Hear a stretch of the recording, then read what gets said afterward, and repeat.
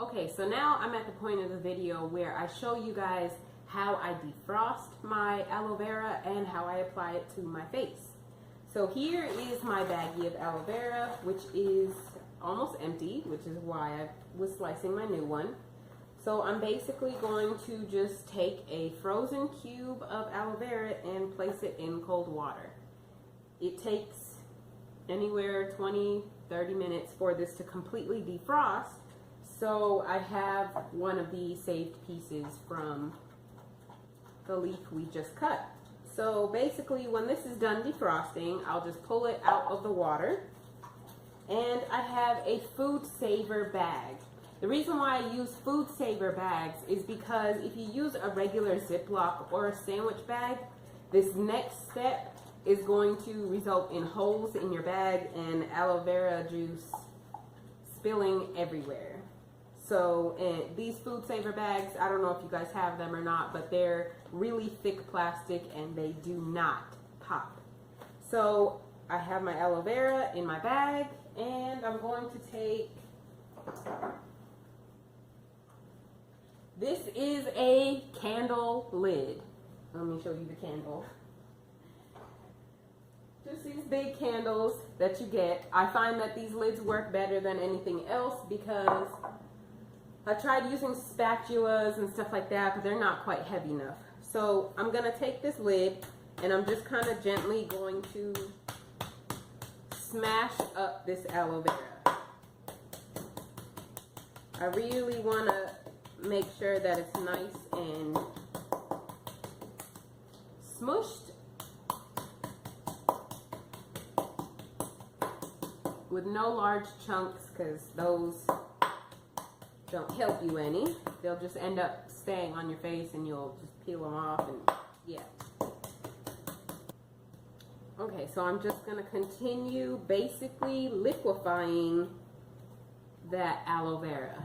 You don't want to do it too much because once it starts to get all foamy in here, it doesn't really hold together as well and it makes it a little bit more difficult to apply to your face.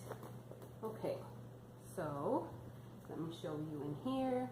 You see, I just have my very liquidy pouch of aloe vera. Okay, so now we're going to head to the bathroom and I'm going to show you how I apply it.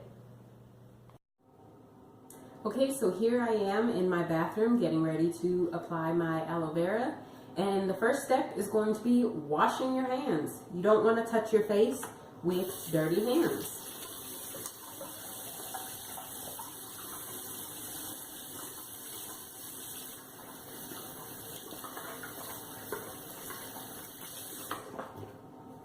Okay. All right. So I have my baggie of aloe vera here. And basically, I'm just going to reach in here. This part is kind of gross. I know it reminds me of like boogers and loogies. But I'm going to reach into my bag. And I'm just going to kind of stretch it and allow those bigger chunks to kind of fall. And then I'm just going to place it on my face. Now this is the exact reason why I like to only freeze small cubes, because since I am touching my face and then reaching back into the bag to grab more, I don't like for that bacteria to sit in the bag. I don't know, you know, I'm not a professional. I don't know that the bacteria is actually getting back in the bag or anything like that, but it just kind of seems like that just makes sense. You don't want to touch your face with open sores and possibly infections and then come back and use that product later on down the line. Because aloe vera, this bag will last in the refrigerator, but I don't like to double dip, I guess. I might use it the second day if my skin doesn't have any open sores and I'm just using it to sort of maintain. But I really don't like to use it more than that second day. So it's important to freeze smaller cubes. Okay. Now this part, for me personally, I kind of find it therapeutic almost.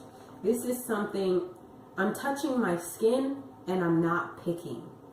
This is the part where it allows me to sort of enjoy my progress. I can feel the smooth areas of my face.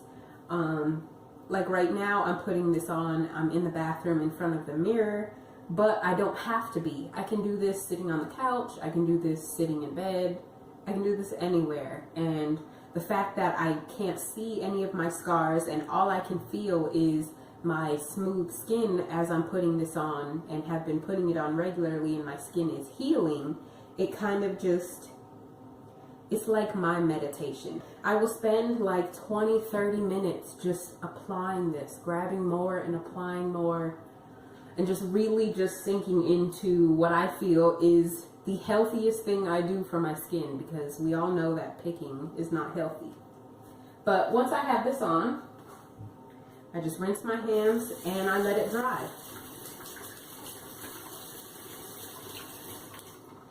Now I will do this two ways. Sometimes if my skin is on the better side, where, you know, I haven't been picking as much and I've been using my aloe vera, so I'm in a good place with my skin, I will put it on first thing in the morning. I'll come downstairs, I'll make my coffee, and I'll put on my aloe vera.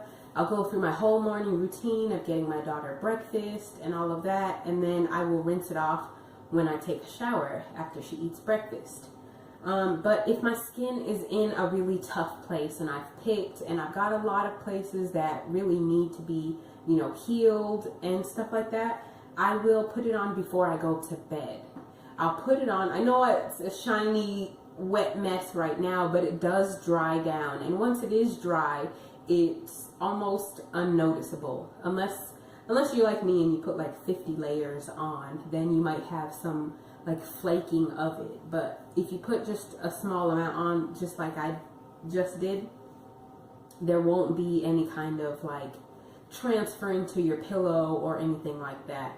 So I'll put it on before bed and I'll sleep with it overnight, wake up in the morning, go through my morning routine and rinse it off in the shower, or even at the sink. It doesn't have to be in the shower. That's just my thing. But yeah, so this is how I apply my aloe vera. When I apply it every day, I see a dramatic difference in my skin, how my wounds are healing, how dark they heal, how quickly they heal. I'm going to get into the benefits of aloe vera and why you should incorporate this into your routine for dermatillomania and skin picking. Okay, so now I'm going to talk to you guys about why I choose to incorporate aloe vera in my routine for dermatillomania. I currently still have it on my face. It is dry now. You can see it kind of gives just a little bit of a shininess, but honestly that goes away with maybe a drop of some vitamin E oil, or I can never say it right, but I use squalene oil, if that's how you say it, squalene, however you want to say it. But I don't mind the shininess because I most of the time either use it in the morning or at night. But the number one reason why I use it is because it's antibacterial. And when you are a picker and you have all of these open wounds on your face, it's very important to try to prevent infections and keep that area from becoming worse. And aloe vera does that wonderfully for me.